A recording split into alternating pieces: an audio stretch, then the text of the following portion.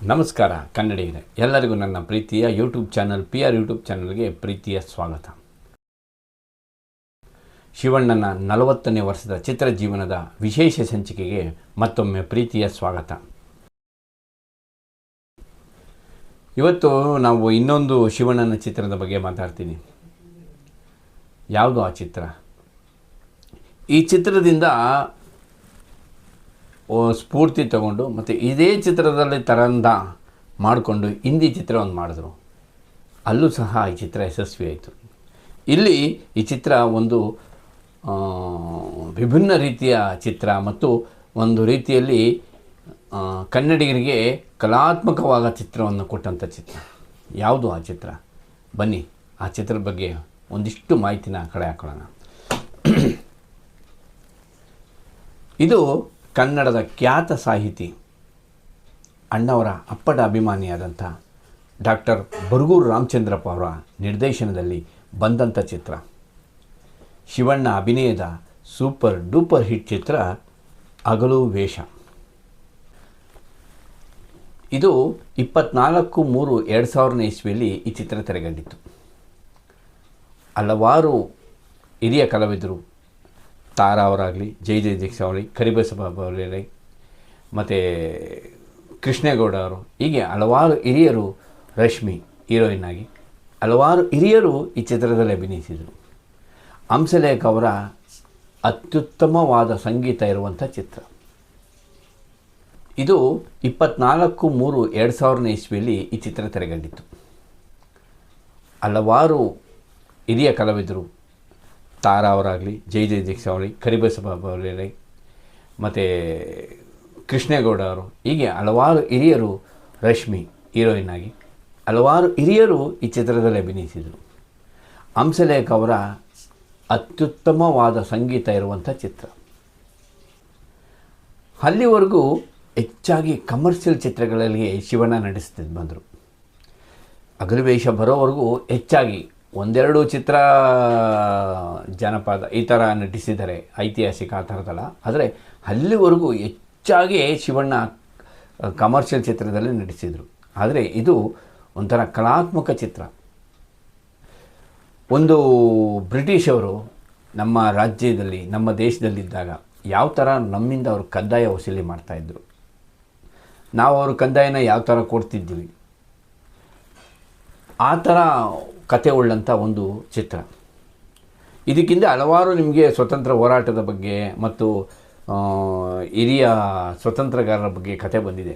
ಆದರೆ ಒಂದು ಹಳ್ಳಿಯಲ್ಲಿ ಸ್ವತಂತ್ರ ಹೋರಾಟ ಯಾವ ಥರ ನಡೀತದೆ ಮತ್ತು ಆ ಹಳ್ಳಿ ಜನ ಯಾವ ಥರ ಕಷ್ಟಪಟ್ಟರು ಬ್ರಿಟಿಷವರಿಂದ, ಮತ್ತು ಅವರು ಕಂದಾಯ ಕಟ್ಟಕ್ಕೆ ಮತ್ತು ಆ ಜೀವನ ನಡೆಸೋಕ್ಕೆ ಅವ್ರು ಯಾವ ಥರ ಅನುಭವಿಸಿದ್ರು ಅನ್ನೋದನ್ನ ಒಂದು ರೀತಿಯಲ್ಲಿ ವಿಭಿನ್ನವಾಗಿ ತೋರಿಸ್ಕೊಟ್ರು ನಮ್ಮ ಬರಗೂರು ರಾಮಚಂದ್ರಪ್ಪನವರು. ಇದು ತುಮಕೂರು ಹತ್ರ ಜಿಲ್ಲೆಗಳಲ್ಲಿ, ತುಮಕೂರು ಅಕ್ಕಪಕ್ಕ ಊರುಗಳಲ್ಲಿ ಈ ಚಿತ್ರದ ಚಿತ್ರೀಕರಣ ನಡೆದಿತ್ತು. ಈ ಚಿತ್ರದ ಚಿತ್ರೀಕರಣ ನಡೆಯುವ ಸಮಯದಲ್ಲಿ ಬರಗೂರು ರಾಮಚಂದ್ರಪ್ಪನವರು ಈಚೀಚೆಗೆ ಒಂದು 2-3 ಕಡೆ ಹೇಳಿಕೆ ನೀಡಿದ್ದಾರೆ. ಶೂಟಿಂಗ್ ಮಾಡ್ತಾ ಇರ್ಬೇಕಾದ್ರೆ ಶಿವಣ್ಣವರು ಎಲ್ಲಿ ಅಂತ ಬರಗೂರು ರಾಮಚಂದ್ರಪ್ಪನವರು ಅಲ್ಲಿ ಅಸಿಸ್ಟೆಂಟ್ ಡೈರೆಕ್ಟರ್ ಅವ್ರನ್ನ ಕೇಳಿದ್ರೆ, ಅಲ್ಲಿ ನೋಡಿ ಸಾರ್ ಅಂತ ತೋರಿಸ್ತಿದ್ರಂತೆ. ಶಿವಣ್ಣ ಅಲ್ಲೇ ಆ ಹಳ್ಳಿಯಲ್ಲೇ ಶೂಟಿಂಗ್ ನಡೀತಿದ್ದ ಸ್ಥಳಗಳಲ್ಲೇ ಒಂದು ಮರದ ಕೆಳಗಡೆ ಒಂದು ಟವಲ್ ಹಾಕಿ, ನೆಲದ ಮೇಲೆ ಟವಲ್ ಹಾಕಿ ಮಲಗ್ತಿದ್ರಂತೆ. ಯಾವ ಥರ ಸರಳ ಸಜ್ಜನಿಕೆಯ ಮಹಾರಾಜ ನಮ್ಮ ಶಿವಣ್ಣ ಅಲ್ವೇ?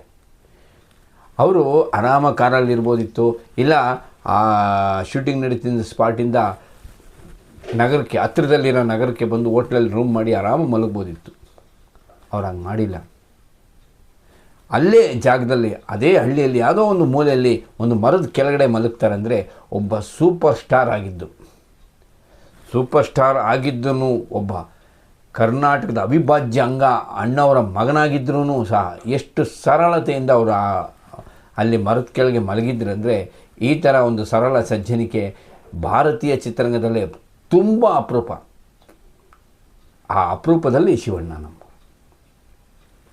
ಈ ಹಗಲು ವೇಷ ಉತ್ತರ ಕರ್ನಾಟಕದ ಕಲೆ.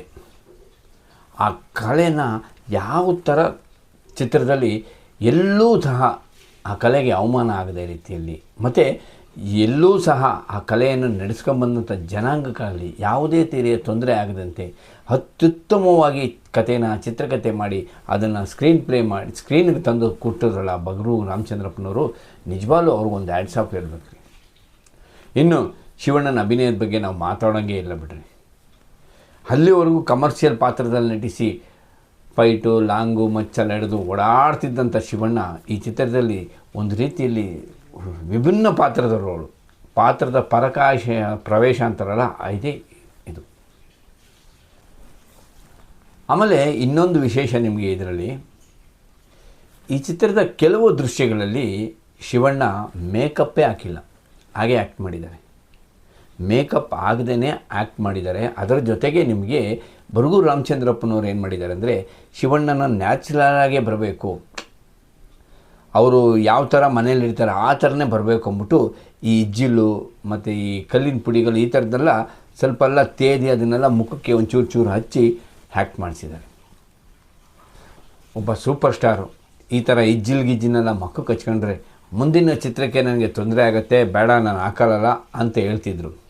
ಆದರೆ ಶಿವಣ್ಣ ಅದನ್ನು ಯಾವುದನ್ನು ಹೇಳ್ದೇ ಹಾಕಿ, ನೀವು ಆಗ್ತಾ ಇರೋದು ಈ ಪಾತ್ರ ನಾನು ಅಭಿನಯಿಸಬೇಕು ಅಂತ ಎಷ್ಟು ಯಾವುದು ತೊಂದರೆ ಇಲ್ಲದೆ ಶಿವಣ್ಣ ಹೇಳ್ತಾರಲ್ಲ, ಈ ಥರದಲ್ಲೇ ಯಾರಿಗ್ರಿಗೆ ಬರುತ್ತೆ. ಇದೆಲ್ಲ ಬರೀ ಏನಿದ್ರು ಅಣ್ಣವ್ರ ಕುಟುಂಬಕ್ಕೆ ಮಾತ್ರ ಬರೋದು. ಇನ್ನು ಈ ಚಿತ್ರಕ್ಕೆ ರಾಜ್ಯದ ಅತ್ಯುತ್ತಮ ಪ್ರಶಸ್ತಿಗಳ ಸಹ ಸಿಕ್ಕಿದೆ. ಈ ಚಿತ್ರಕ್ಕೆ ಅತ್ಯುತ್ತಮ ಚಿತ್ರಕಥೆ ಬರಗೂರು ರಾಮಚಂದ್ರಪ್ಪನವರು, ಅತ್ಯುತ್ತಮ ಹಾಡುಗಳು ಬರಗೂರು ರಾಮಚಂದ್ರಪ್ಪನವರು, ಅದಲ್ಲದೆ ಏಷ್ಯನ್ ನೆಟ್ ಕಾವೇರಿ ಚಲನಚಿತ್ರ ಪ್ರಶಸ್ತಿ ಸಹ ಅತ್ಯುತ್ತಮ ಚಿತ್ರಕಥೆಗೆ ಬರಗೂರು ರಾಮಚಂದ್ರಪ್ಪನವ್ರಿಗೆ ಸಿಕ್ಕಿದೆ. ಇನ್ನು ಈ ಚಿತ್ರದ ಹಾಡುಗಳು ಅಂದ ತಕ್ಷಣ ನಿಮಗೆ ಹೇಳೋದೇ ಬೇಡ ಬಿಡಿ. ಹಂಸಲೇಖ ಇದ್ದಿದ್ದ ಕಡೆ ಹಾಡುಗಳು ರಸದೌತಣ. ಎಂಥ ಅದ್ಭುತವಾದ ಹಾಡುಗಳು ಈ ಚಿತ್ರದಲ್ಲಿದೆ. ಬೆಳದಿಂಗಳ ಬೆಣ್ಣೆ ಕದ್ದು ಒಂದು, ಮತ್ತು ಎಂಥ ವೇಷನೋ ಮತ್ತು ಸದರಮೆ ಆಮೇಲೆ ಮಾಯಾ ಜಿಂಕೆ ಆಮೇಲೆ ಇದೆಲ್ಲಕ್ಕೂ ಕಳಸ ಇಟ್ಟಂಗೆ, ಈ ಅದ್ಭುತ ಹಾಡುಗಳಿಗೆ ಕಳಸ ಇಟ್ಟಂಗೆ ಅಣ್ಣವ್ರ ಹಾಡು.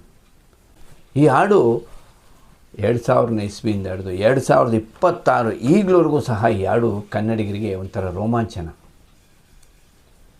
ಈ ಹಾಡನ್ನ ಫಸ್ಟು ಬೇರೆಯವರೊಬ್ಬರು ಆಡಬೇಕಾಗಿತ್ತು, ಆದರೆ ಬರಗೂರು ರಾಮಚಂದ್ರಪ್ಪನವ್ರಿಗೆ ಅಣ್ಣವರೇ ಆಡಬೇಕು ಅಂದ್ಬಿಟ್ಟು ಅಣ್ಣವ್ರ ಕೈಯಲ್ಲಿ ಆಡಿಸಿದ್ರು ಹಾಡನ್ನ. ನೋಡಿ, ಆ ಹಾಡು ಇವತ್ತಿಗೂ ಸಹ ರೇಡಿಯೋದಲ್ಲಿ ಟಿ ವಿಯಲ್ಲಿ ಬರ್ತಾಯಿದ್ರೆ ಜನಕ್ಕೆ ರೋಮಾಂಚನ ಆಗುತ್ತೆ. ಇದೆಲ್ಲಕ್ಕಿಂತ ಇನ್ನೊಂದು ಏನಂದರೆ,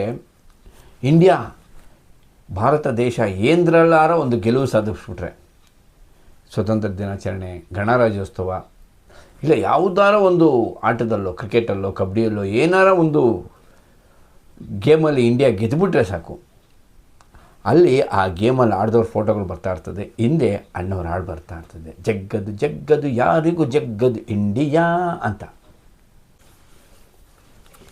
ಅಮೇರಿಕದ loss angels Indian film festival IFLA ಸೇರಿದಂತೆ ಹಲವಾರು ಅಂತಾರಾಷ್ಟ್ರೀಯ ಚಲನಚಿತ್ರೋತ್ಸವದಲ್ಲಿ ಈ ಚಿತ್ರ ಪ್ರದರ್ಶನ ಕಂಡಿದೆ. ಪ್ರದರ್ಶನ ಕಾಣೋದು ಅಲ್ಲದೆ ವಿದೇಶಿಯರಿಗೆ ಈ ಚಿತ್ರ ಅಚ್ಚುಮೆಚ್ಚು ಸಹ ಆಗಿದೆ. ಎಷ್ಟೋ ವಿದೇಶಿಯರು ಈ ಚಿತ್ರನ ನೋಡಿ ಕೊಂಡಾಡಿ ತಮ್ಮ ದೇಶಗಳಲ್ಲಿ ಅಲ್ಲಿನ ಪತ್ರಿಕೆಗಳಲ್ಲಿ ಈ ಚಿತ್ರದ ಬಗ್ಗೆ ಬರೆದಿದ್ದಾರೆ. ಇದೆಲ್ಲ ಆದ ನಂತರ ಇನ್ನೊಂದು ಕೊನೆಗೆ ಈ ಚಿತ್ರ ಹಿಂದಿಗೆ ಹೆಂಗೋಯ್ತು ನೋಡಿ. ಈ ಚಿತ್ರ ಕಂದಾಯ ಕಟ್ಟುವ ವಿಷಯದ ಬಗ್ಗೆ. ಇವರ ಹತ್ರ ಕಂದಾಯ ಕಟ್ಟೋಕ್ಕೆ ದುಡ್ಡಿರಲ್ಲ, ಬ್ರಿಟಿಷರು ಕಂದಾಯ ಕಟ್ಟಬೇಕು ಅಂತ ಆಗ್ತಾಯಿರ್ತಾರೆ.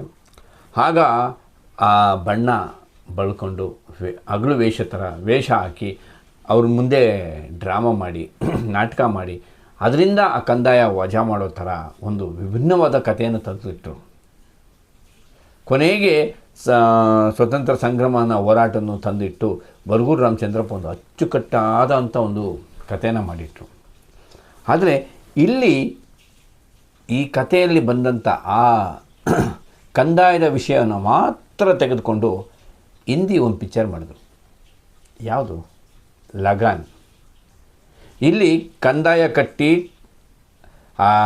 ಅಂದಾಗ ಹಗಲು ವೇಷದಲ್ಲಿ ನಾಟಕ ಮಾಡಿ ಆ ಕಂದಾಯನ ವಜಾ ಮಾಡೋ ಥರನೇ ಹಿಂದಿಯಲ್ಲಿ ಕ್ರಿಕೆಟ್ ಆಡಿ ಕಂದಾಯನ ವಜಾ ಮಾಡ್ತಾರೆ. ನೋಡಿ, ಹಿಂದಿ ಚಿತ್ರರಂಗದ ಒಂದು ಅತ್ಯುತ್ತಮವಾದ ಚಿತ್ರ ಲಗಾನ್ ಮತ್ತು ಬ್ಲಾಕ್ ಬಾಸ್ಟರ್ ಮೂವಿ ಚಿತ್ರ ಲಗಾನ್. ಆ ಚಿತ್ರಕ್ಕೆ ಸ್ಫೂರ್ತಿಯಾದದ್ದು ನಮ್ಮ ಕನ್ನಡದ, ನಮ್ಮ ಕರುನಾಡ ಚಕ್ರವರ್ತಿ ಅಭಿನಯದ ಚಿತ್ರ ಹಗಲು ವೇಷ. ನೋಡಿ, ಅದೇ ನಮ್ಮ ಚಿತ್ರ ಮಾಡಿದ್ದಿದ್ರೆ ನೋಡಲ್ಲ ನಮ್ಮ ಜನ. ಅದೇ ಹಿಂದಿ ಚಿತ್ರನ ಮಾತ್ರ ಬ್ಲಾಕ್ ಬಾಸ್ಟರ್ ಮಾಡ್ತಾರೆ. ನಮ್ಮ ಕತೆ ತೊಗೊಂಡೋಗವರು ನಮ್ಮ ಕತೆ ಅಂತೇಳಿ ಮಾಡ್ತಾರೆ. ಇಲ್ಲಿ ನಾಟಕ ಆಡಿದ್ನೇ ಅಲ್ಲಿ ಉಲ್ಟಾ ಕ್ರಿಕೆಟ್ ಮಾಡಿ ಅಲ್ಲಿ ಗೆದ್ದರು. ಸ್ನೇಹಿತರೆ, ನನ್ನ ಚಾನಲ್ನ ಹೀಗೆ ನೋಡ್ತಾರೆ. ನಿಮಗೆ ನನ್ನ ಚಾನಲ್ ವಿಡಿಯೋಗಳು ಇಷ್ಟ ಆಗಿದರೆ ನನ್ನ ಚಾನಲ್ನ ಸಬ್ಸ್ಕ್ರೈಬ್ ಮಾಡಿ, ಶೇರ್ ಮಾಡಿ, ಕಮೆಂಟ್ ಮಾಡಿ, ಲೈಕ್ ಮಾಡಿ. ನಿಮ್ಮ ಅಭಿಪ್ರಾಯ ಏನೇ ಇದ್ದರೂ ನೇರವಾಗಿ ತಿಳಿಸಿ. ಸಿರಿಗನ್ನಡಂ ಗೆಲ್ಗೆ, ಸಿರಿಗನ್ನಡಂ ಬಾಳ್ಗೆ. ಜೈ ಕರ್ನಾಟಕ ಮಾತೆ. ನಮಸ್ಕಾರ.